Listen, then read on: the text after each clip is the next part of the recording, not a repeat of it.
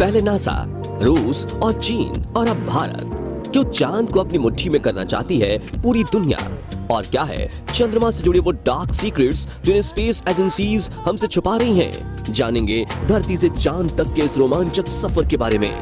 दोस्तों, भारत के चंद्रयान 3 ने चांद की कक्षा में प्रवेश कर लिया है और 23 अगस्त के दिन चंद्रयान का विक्रम लैंडर चांद की सतह पर सॉफ्ट लैंडिंग करेगा। वहीं रूस का लूना 25 भी चांद की तरफ रवाना हो गया है, जबकि साल 2024 में नासा भी अपने आर्टेमिस प्रोग्राम के तहत एक बार फिर वैज्ञानिकों को यानी एस्ट्रोनॉट्स को चांद पर भेजने वाला है और चीन भी जल्द ही एक और मून मिशन करने वाला है। लेकिन अब सवाल आता है कि इन सभी देशों को चांद पर ऐसा तो क्या दिख गया जो चारों तरफ चांद पर पहले पहुंचने की होड़ मची हुई है? और आखिर चांद से जुड़े ऐसे तो कौन से रहस्य हैं जिनसे पर्दा उठाते ही हमारा चांद को देखने का नजरिया ही बदल जाएगा? जानिए पृथ्वी से चांद तक के इस रोमांचक सफर की कुछ खास बातें। तो जल्दी से अपनी कुर्सी की पेटी बांध लीजिए और पूरा वीडियो जरूर देखिए। दोस्तों, चांद हमारी पृथ्वी से 3,84,400 किलोमीटर दूर है और अगर हम सीधा रास्ता पकड़ते हैं तो इसी के आसपास डिस्टेंस में ही हम चांद की सतह पर पहुंच जाएंगे, जबकि भारत के चंद्रयान 3 के रास्ते से हमें चांद पर पहुंचने में 42 दिन लगेंगे, क्योंकि चंद्रयान 3 ने चंद्रमा की तरफ जाने का अंडाकार रास्ता चुना है, जिसमें वो पहले पृथ्वी के चक्कर लगाकर चांद की एक लंबे रूट से बढ़ेगा और फिर चांद के भी चक्कर लगाकर लैंडिंग करेगा। हालांकि ये रास्ता काफी किफायती तो है, लेकिन इसमें हमें एस्ट्रोनॉट के लिए बहुत खाना, ऑक्सीजन और पानी की जरूरत पड़ेगी, जिसे स्टोर करने के लिए बड़ा स्पेसक्राफ्ट चाहिए होगा। और इस रास्ते से जाने पर 30 लाख किलोमीटर की दूरी तय करके हम काफी थक भी जाएंगे। इसलिए चलिए हम अमेरिका और रूस वाले सीधे रास्ते से ही चांद की तरफ चलते हैं और इस रास्ते से हमें चांद पर पहुंचने में 4 से 5 दिन लगेंगे। जब स्पेसक्राफ्ट का लैंडर आपको चांद पर उतारेगा तो बाहर आने के लिए आपको सबसे पहले अपना स्पेस सूट पहनना होगा, क्योंकि चांद पर काफी पतला वातावरण है और इसमें ऑक्सीजन मौजूद नहीं है। इसी वजह से सांस लेने के लिए आपको बंद स्पेस सूट के पीछे लगे ऑक्सीजन सिलेंडर का सहारा लेना होगा। स्पेस सूट पहनने के बाद जब आप चांद की सतह पर कदम रखेंगे तो खुद को काफी हल्का महसूस करेंगे। दरअसल चंद्रमा का गुरुत्वाकर्षण पृथ्वी से 6 गुना कम है, इसलिए अगर पृथ्वी पर आपका वजन 60 किलोग्राम है तो चांद पर यह सिर्फ 10 किलोग्राम ही हो जाएगा।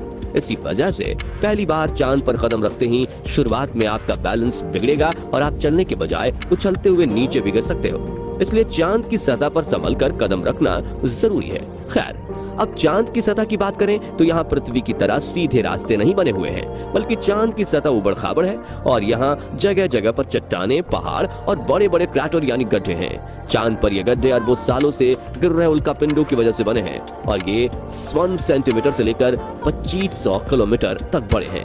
वहीं चांद की मिट्टी यानी कि लूनर सॉइल बिल्कुल ज्वालामुखी से निकलने वाली राख जितनी पतली है और इसका रंग भी पृथ्वी की मिट्टी से ज्यादा डार्क, बिल्कुल सीमेंट की तरह होता है। इस मिट्टी में खुरदरापन न होने की वजह से आप जैसे ही इस पर कदम रखेंगे आपके पैरों के निशान बन जाएंगे, जिस वजह से चांद पर सबसे पहले कदम रखने वाले एस्ट्रोनॉट नील आर्मस्ट्रॉन्ग और बल्ज एल्ड्रिन के पैरों के निशान आज भी मौजूद हैं। अब चांद की खूबसूरत जमीन देखने के बाद साथियों, आप अपनी नजरें जब ऊपर की तरफ करेंगे तो आपको हमारी पृथ्वी भी दिखाई देगी। जी हाँ, जैसे पृथ्वी पर चांद का उदय होता है वैसे ही चांद पर भी पृथ्वी का उदय होता है। बस फर्क इतना है कि पृथ्वी से देखने पर चांद काफी छोटा लगता है और चांद से देखने पर पृथ्वी बहुत बड़ी दिखाई देती है और यहाँ से धरती की खूबसूरती देखकर आप मंत्रमुग्ध हो जाओगे। अब अगर आप चांद के उत्तरी ध्रुव पर लैंड करोगे तो आपको अपने आसपास भूतकाल में फैले हुए स्पेस मिशन के स्पेसक्राफ्ट और सैटेलाइट के टुकड़ों के साथ प्लास्टिक बैग में भरा हुआ कूड़ा भी दिखेगा। ये कूड़ा नासा के उन 12 एस्ट्रोनॉट्स ने फेंका है जो चांद पर जा पाए। दरअसल इन बैग्स में इनका मलमूत्र और खाने के रैपर्स वगैरह का वेस्ट है। वहीं अगर आप चांद के दक्षिणी ध्रुव पर उस जगह उतरते हैं जहां 4 साल पहले चंद्रयान 2 क्रैश लैंड होकर गिरा था, तो वो आज भी आपको उतनी बुरी कंडीशन में नहीं मिलेगा, क्योंकि क्रैश लैंड होने के बाद ना तो वो बारिश और ना ही तूफानी बवंडर से रूबरू हुआ है। इसलिए अगर आप उसे अपने स्पेसक्राफ्ट में फिट करके पृथ्वी पर वापस ले आए तो उसे ठीक करके वापस भेजा जा सकता है। दोस्तों, आप ये तो जानते ही होंगे कि स्पेस के सभी सेलेस्टियल ऑब्जेक्ट्स पर अचानक उल्कापिंडों की बारिश हो जाती है। ये तो अच्छा है कि पृथ्वी की मैग्नेटिक फील्ड इन उल्कापिंडों को या तो साइड में धकेल देती है या फिर ग्रेविटी और एटमॉस्फेयर इसे धरती तक पहुंचने के पहले ही जलाकर राख कर देते हैं। लेकिन चांद की मैग्नेटिक फील्ड पृथ्वी के मुकाबले काफी कमजोर है। इसकी ग्रेविटी भी कम है और यहाँ घना वातावरण भी मौजूद नहीं है। इसी वजह से चांद पर लगातार उल्कापिंडों की बारिश होती रहती है। ऐसे में कोई भी उल्कापिंड गिरकर आपको पल भर में मौत के घाट उतार सकता है। इसलिए आपको उल्कापिंडों पर नजर लगाए बैठे कमांड सेंटर के वैज्ञानिकों से लगातार संपर्क बनाए रखना होगा। अब अगर आप सोच रहे हैं कि आप अपने किसी दोस्त या फिर लाइफ पार्टनर को चांद पर साथ लेकर जाकर गप्पे लड़ाते हुए अपने मून मिशन पर काम करें, तो आपको बता दें कि ऐसा मुमकिन नहीं है, क्योंकि चांद पर वातावरण ना होने की वजह से साउंड वेव ट्रैवल नहीं कर पाती। यानी कि अगर आप अपने साथी को कुछ बोलेंगे तो वो आपके होंठ हिलते हुए तो देखेगा, लेकिन आपकी आवाज नहीं सुन पाएगा। इतना ही नहीं, चांद पर आपको अपनी आवाज तक नहीं सुनाई देगी, मानो जैसे मोबाइल की तरह किसी ने आपको भी साइलेंट मोड पर डाल दिया है। हालांकि एस्ट्रोनॉट चांद पर एक प्रेशराइज्ड स्पेस सूट पहनते हैं, जिसमें साउंड वेव को ट्रैवल करवाने के लिए नाइट्रोजन और ऑक्सीजन की मदद से कृत्रिम वायुमंडल बनाया जाता है। साथ ही इन्हें एक माइक्रोफोन वाली हेडफोन पहनाई जाती है, जिसके जरिए ये अपनी साथी और कमांड सेंटर की आवाज सुन सकें और जवाब भी दे सकें।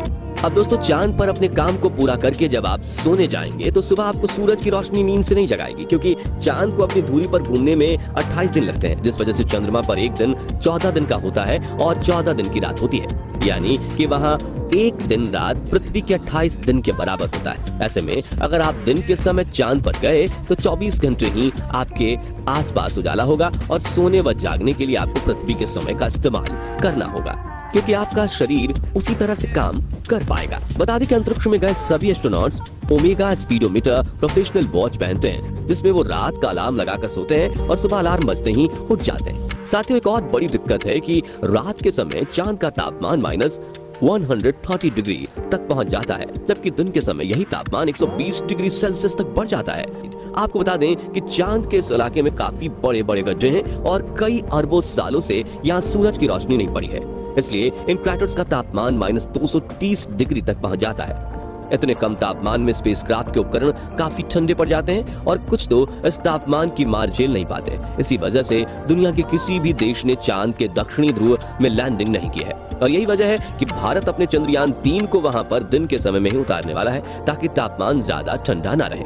और इस लैंडिंग के साथ हम दुनिया के वो पहले देश बन जाएंगे जिसने चांद के दक्षिणी ध्रुव पर फतेह हासिल की है। दोस्तों, चांद अपनी धुरी पर एक चक्कर लगाने में 28 दिन लेता है, वहीं इस पृथ्वी का एक चक्कर लगाने में भी उतना ही समय लग जाता है। इसलिए हम चांद का सिर्फ एक हिस्सा आज तक देख पाए हैं, और अगर आप चांद के पिछले हिस्से के अंधेरे वाले इलाके पर पहुंच गए तो आपके साथ काफी खौफनाक चीजें हो सकती हैं। बता दें कि चांद पर कई सालों से रिसर्च कर रहे कुछ वैज्ञानिकों का यह भी कहना है कि भूतकाल में वहां कोई एलियन सभ्यता बसी थी, और आज भी चांद के डार्क जोन में एलियन मौजूद हो सकते हैं। हालांकि आज तक किए गए सभी मून मिशन में हमें उनकी मौजूदगी का कोई पुख्ता सबूत नहीं मिल पाया है, लेकिन अब चांद के इस रोमांचक सफर को यहीं पूरा करके अपने स्पेसक्राफ्ट में बैठकर पृथ्वी पर वापस लौट आते हैं और ये जानने की कोशिश करते हैं कि वैज्ञानिकों को चांद में इतनी दिलचस्पी है क्यों। तो इसका मुख्य कारण ये है कि आज से 450 करोड़ साल पहले जब एक ग्रह पृथ्वी से आकर टकराया था, तब पृथ्वी का एक हिस्सा टूटकर धरती से 4 लाख किलोमीटर दूर चला गया और पृथ्वी की परिक्रमा करने लगा,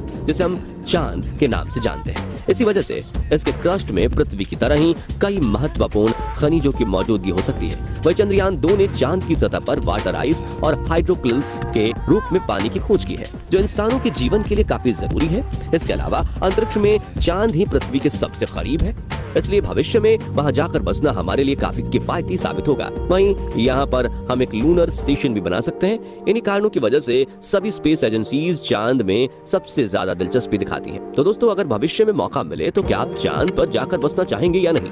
कमेंट करके जरूर बताइए, और वीडियो जरूर पसंद आया होगा तो जल्दी से इसे लाइक और शेयर करके हमें सपोर्ट कीजिए। साथ ही जानकारी से भरपूर ऐसी रोमांचक वीडियोस देखते रहने के लिए हमारे चैनल को सब्सक्राइब और फेसबुक पेज को फॉलो जरूर करें। धन्यवाद।